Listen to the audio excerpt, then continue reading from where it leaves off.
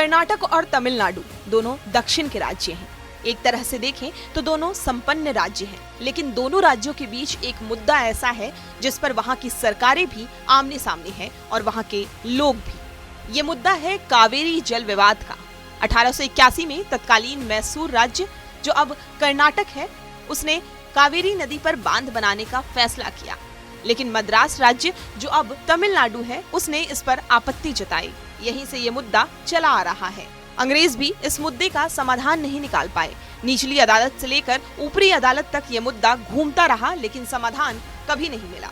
कावेरी नदी जल विवाद को जानने से पहले कावेरी नदी को जानना जरूरी है। वो कावेरी नदी जिसको लेकर विवाद 100 साल से भी ज्यादा समय से चला आ रहा है।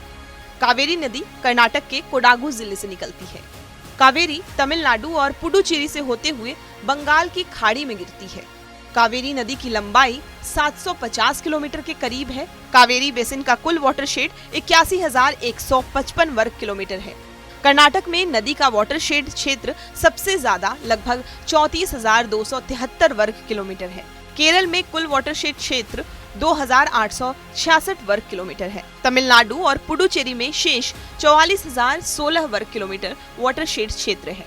कावेरी नदी को लेकर अभी विवाद इसलिए हो रहा है क्योंकि इस बार तमिलनाडु ने कर्नाटक से 15,000 क्यूसेक पानी छोड़ने की मांग की है। इस पर कर्नाटक ने विरोध जताया। कावेरी जल विवाद न्यायाधिकरण ने कर्नाटक सरकार से 10,000 क्यूसेक पानी देने को कहा, लेकिन तमिलनाडु का आरोप है कि कर्नाटक ने वो भी नहीं दिया। 18 सितंबर को फिर से प्रबंधन ने कर्नाटक से कहा कि वो 5,000 क्यूसेक पानी जारी करे। कर्नाटक में किसान समेत तमाम लोग तमिलनाडु को पानी दिए जाने का विरोध कर रहे हैं। दिनों दिन ये प्रदर्शन बढ़ता जा रहा है। आसान भाषा में समझाया जाए तो दोनों राज्य चाहते हैं कि कावेरी नदी का ज्यादा से ज्यादा पानी वो इस्तेमाल करे। असल लड़ाई इसको लेकर ही है। दोनों राज्यों के बीच इस मुद्दे को लेकर एक इमोशनल ईगो भी दिखता है। दोनों राज्यों के बीच कई समझौते हुए, कोर्ट में मामला गया, फिर भी बात नहीं बनी।